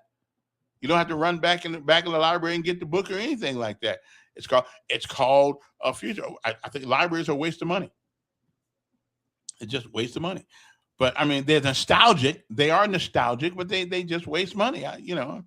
Now, I will say that there is something to holding a book in your hand and reading. I would agree. But you can get the book sent to the house now. You don't need to go to the library. Libraries are obsolete. Okay. And I realize that we do have librarians. That's a field that's going to be gone real soon. You ain't going to need them. Counseling. In a while, you won't even need a counselor. AI can look at the camera on the computer can be the AI. When I say AI, I mean real eye. The eye would be that camera. They can tell by facial inspection, just all kinds of things. You just don't need it. Okay, we just don't. There are a lot of things that we just don't need. I think evidently the Supreme Court is going to hear the Tuberville case. To be honest, to be absolutely honest, I think that McFeeters is probably right. Really, I do. I think he's probably, yeah. Well, we don't need a library to watch art pieces. We can watch them on the internet. But I believe, that's just me, if the Supreme Court is intellectually honest, there's so much evidence that he really didn't live in Montgomery and Alabama you would have to turn a blind eye. And I like Tuberville. That's the guy who I support for governor. I don't know anything about that. I mean, but if you don't meet, and again, that's the standard. If the standard is you have to live consecutively 7 years in the state of Alabama before you run for governor. If that's the standard, then that's the standard. We gotta. He may have to miss this governorship. I just, if they're honest, I mean, let me put it this way: they're going to have to pull something out of the law. There must be something so ambiguous that ambiguity must be so obvious until a third grader will be able to say, yeah, that's not right. Okay. I'm just saying, I think if the Supreme Court of Alabama is going to be honest, if they're going to be honest, I think you have to be ready for the next Democratic governor because McFeeters is not going to beat him. And so, I like Tuberville, but again, we can't have the standard for some people and the standard not for other people. So I just think that I was wondering, was it going to get to the U.S. Supreme Court or was it going to stick around Alabama Supreme? And I think if they're going to be honest about it, they almost gotta disqualify him. I mean, his credit cards are to his home in Florida. They told me that his and there's a difference between visiting and domicile. I do know that rich people live differently than poor people. Okay, they do. They have this house. We got people who live in Montgomery but spend most of the time at Lake Martin. Okay, because they got the money, they can do that. I do believe, though, from what I've heard and what I've investigated and what I've looked at, yeah, it's gonna be a heavy push. It's gonna be a heavy push for him to be. Don, you really don't have much to do you? I need to help you out. First, U.S. Supreme Court would never hear this case because the voting is up to the state legislature, so it would go along with the Alabama Supreme Court. I forgot that. Man, I done forgot the other thing I wanted to call about. But, okay. Well, call me next week. We'll talk about it. Okay.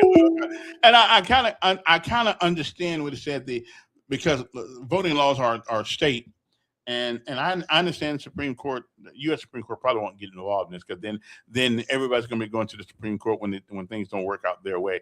I don't see how he gets past a review of the Supreme Court. If he does get past it, I'm all right with that too. I like Tuberville. I don't like the other guy. If he lived in Florida, he would have run for governor of Florida. Well, maybe so. I'm just saying, for all the evidence that's been shown to me in America, if your bank statements come to one address, when you come to Washington, you get reimbursed. You get reimbursed back to Florida, and not Alabama. Now, again, I guess it's again, rich people live differently than poor people do. Than I do, I don't know. It's going to be interesting. I know the judge here. What was her name? Reed. Was her name Reed? She. It's going to be interesting. That's all I can tell you. It's going to be interesting. I don't care one way or the other. I like Tuberville. I think he make a great governor. But again, McFeeters, whatever his name is, I don't think he's ready for the governor's chair. But in fact, the matter is, we talk about standards. Then standards mean, and the standard is you have to live in Montgomery for a consecutive 7 years. Okay, I don't think you can have break in service or anything like that. So we'll see.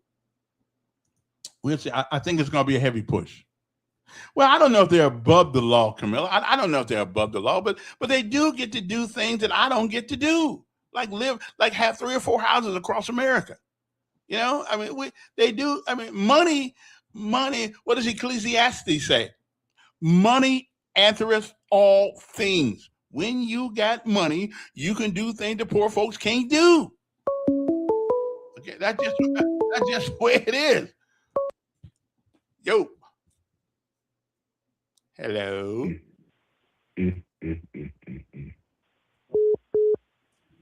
Okay. There. Is that it? All right then. Pastor Knight, what's up? Hey, Doc, how you doing? Pretty good. I got a question. Mm-hmm.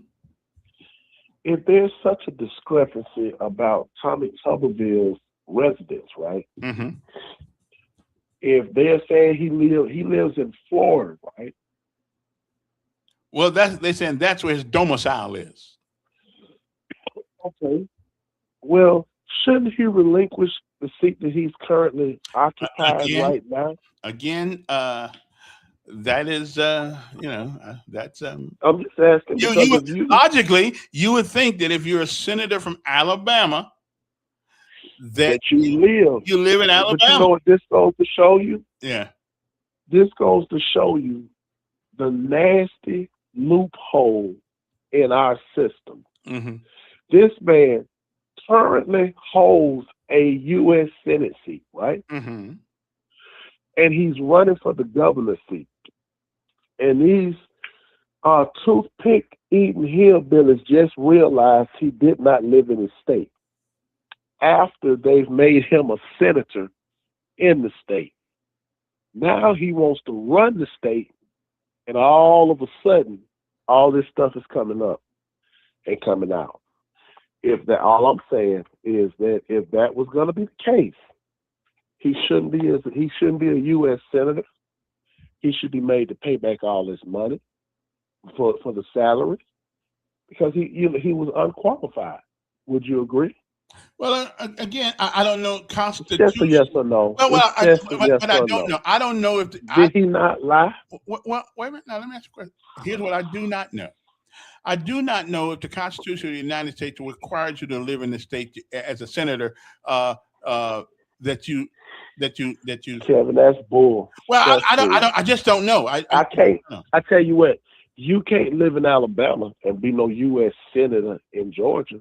No, we do know that. I believe. Well, let's stop with the Bravo. No. Let me tell you what somebody just told me. Senators, it says senators and congressmen are not required to live in their district. Daniels ran for the House of seat living.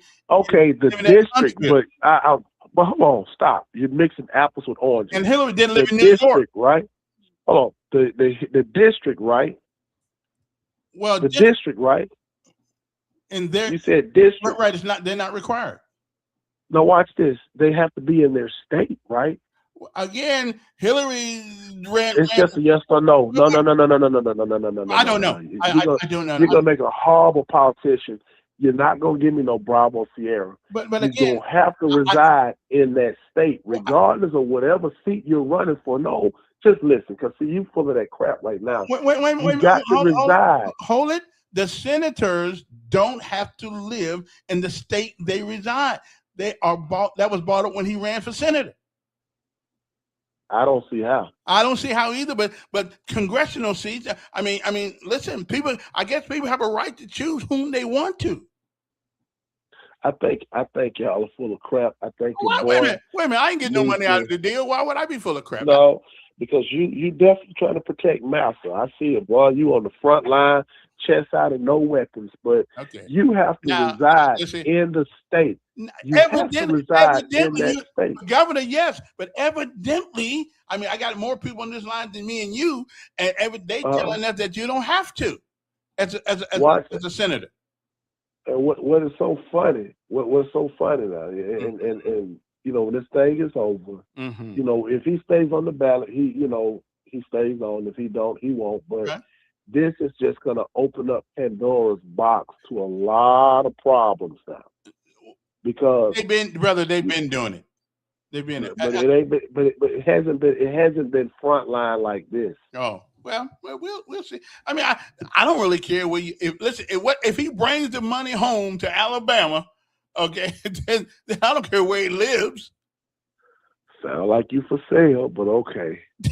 No, if he brings the money. Now, city councilman, you're absolutely right. The lower, absolutely right. House of Representatives in Alabama, U.S. state senator, yeah, absolutely live in Alabama. But I don't know.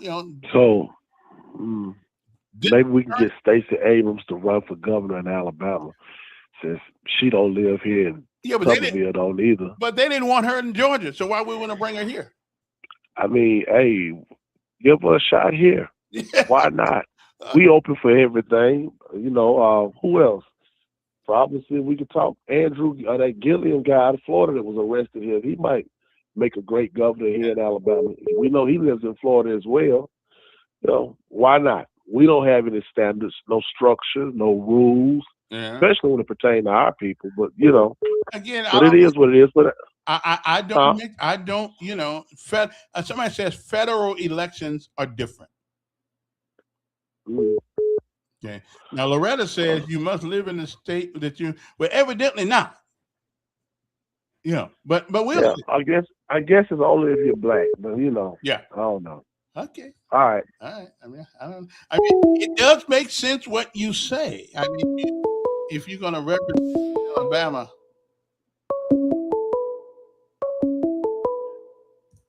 It's over. It's over. We don't have any more calls right now because it's 9:00. Anyway, so I think that certainly needs to be clarified to where a third grader, where Ray Charles can see it. But evidently there's enough ambiguity in these laws until you can circumvent them by one or two things. See, that's what it seems to me. I'm not sure. I don't know. I never ran for senator. Don, you got to get a wife or something. Well, I didn't be my thing, but here he doesn't know what he's talking about. Residential requirements for senator. Explain Hillary Clinton. How long she lived in New York? Well, that's true. Yeah, that's true. You only required to live in the state at the time of the election. Look this stuff up and just said about it. And what I remember, I want to talk to you about ASF. Mm-hmm. The Blunt family built the Shakespeare over there, and they gave it to the city. And the city hadn't done a good job of keeping it up, and they didn't put a dime into it. Ooh. All right then. Well, you learn something new every day. I thought it was owned by the privately owned. But anyway, I guess it isn't. I've never seen the play because I don't have the patience to sit there. Although I will admit that there are a couple of plays. There's only one play that I would actually go see. No, I would not. I got to have music, special effects, and all the rest of that good stuff that we get on TV. I don't have the sophistication to sit down there and watch a play, especially a ballet. Woo, no. And besides that, I think them pants too tight in them guys. Okay, showing all their manhood. I don't need to see all that. I don't need to see all that. Why them pants so tight? Come on, man. In the ballet, they ought to have something to put on or something. Anyway, let's see. Federal elections are different. Once he is elected, he can move to Washington, D.C. You have 3 more minutes to go. Yeah, well, I thought Don has a naked boyfriend beside him. Well, it has been certainly an interesting day today. I appreciate you guys chiming in. Y'all got to get some new callers. So if y'all give me some new callers, then Don can't call back 14 times. Although I will admit, most of the time he has something interesting to say. He just says it in a rotten kind of way sometimes, but he does have interesting things to say. What else are I going to talk about before I leave? Oh, we talked about the 4 prisoners who killed somebody in Elmore County. How that happened. So now you get the death penalty just by going to prison in Elmore County or in Alabama. Woman shoots a man in the back of the head because she finds out that he's in the room with her daughter. They charge her with murder. But again, I'm thinking, well, wait a minute. What are you doing here with my 12-year-old daughter? I'd shoot you too. I mean, I don't. Why they charge her with murder? I would call it self-defense, protecting your daughter. Let me see what else. Okay. Oh, one more thing. Why is it? Then I got to go. Why is it that black people are the only people in America that somebody got to help us vote?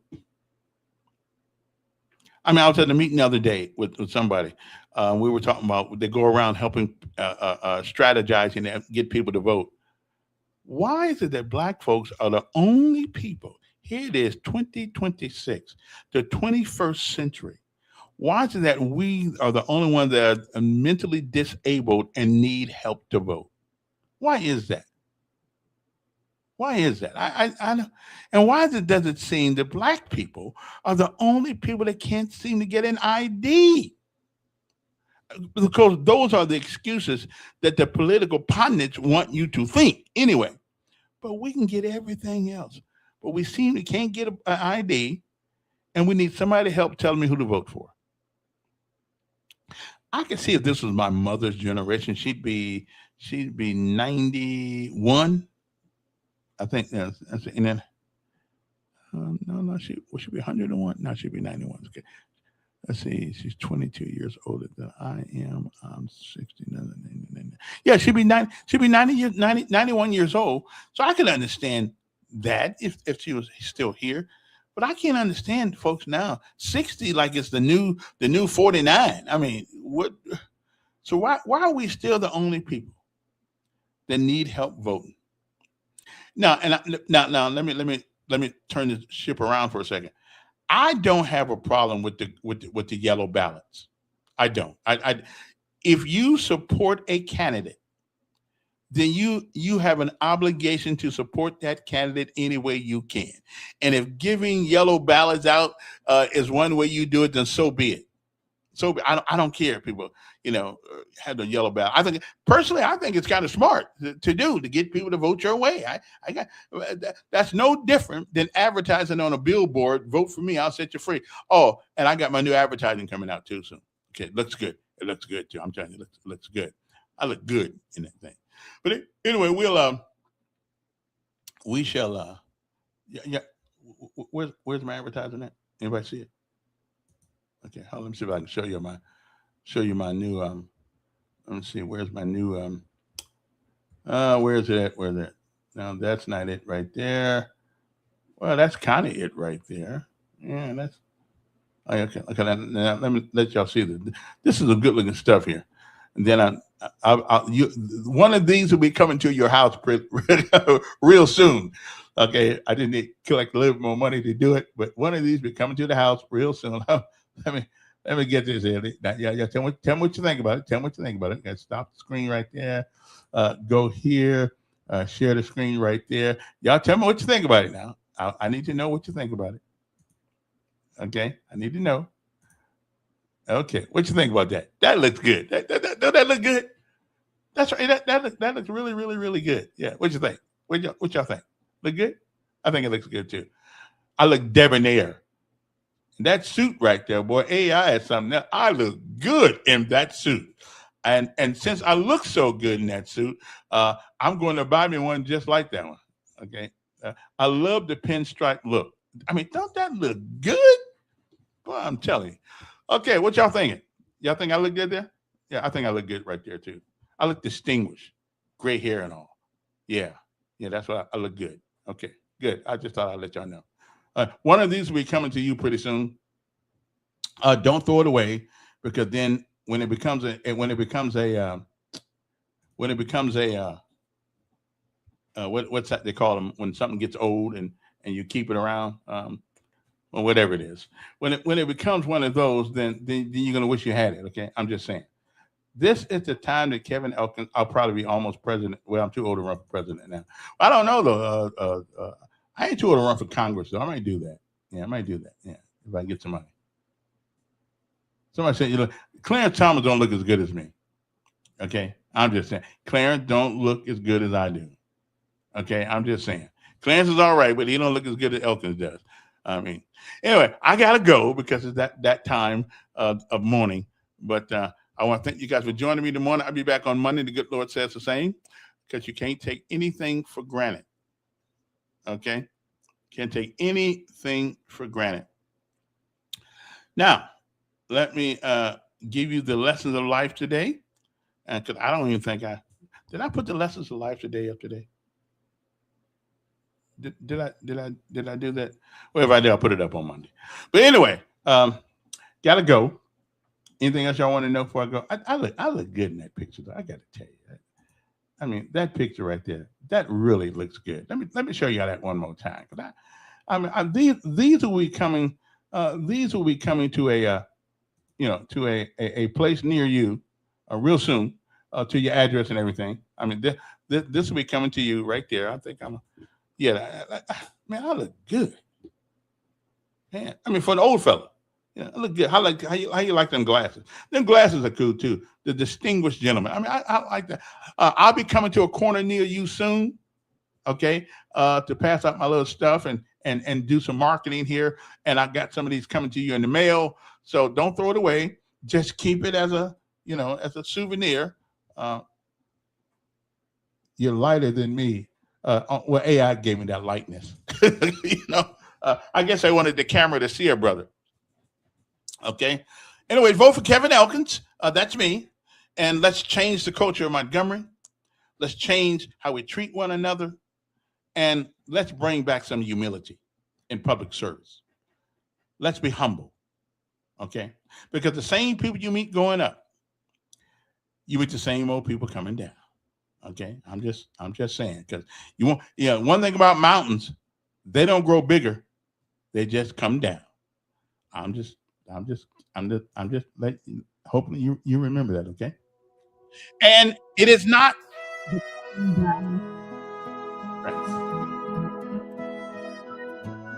It is a getting up each and every time we. So my word for the day is keep getting up. Don't fall down and stay down. Fall down and get up. And like Mama said, if you fall off the bike, you get back on it and you ride again. And if you fall off, you get back up and you ride again. And if you fall off for the third time, what do? You get back up and ride again. And don't forget, the mountains in our lives are there for the exercise so you can climb. Good morning to you. Have a great day. And just be looking in your mail for one of these real soon. Like I'm just saying. That looks good. I was 19 years old in that picture right out in that jump stuff. I was 19. Woo! I was 19 years old one time. Wow.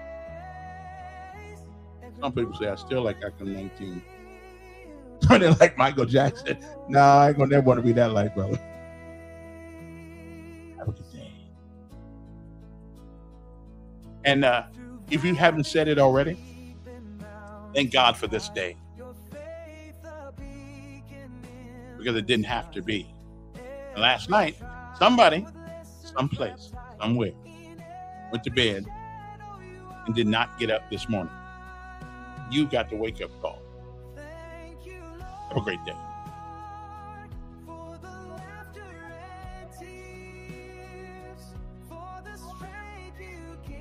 I see you will. I hear you. Again, I'm not against. I'm not against the 375 million. I'm against it right now. You need to save some money first. But I'm not.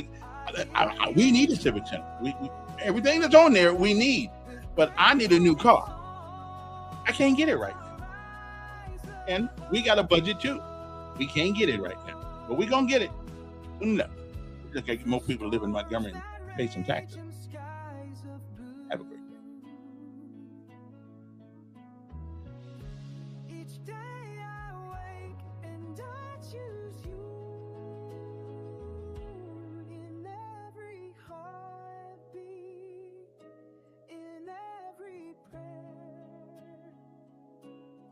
Thankful for life and the love we share.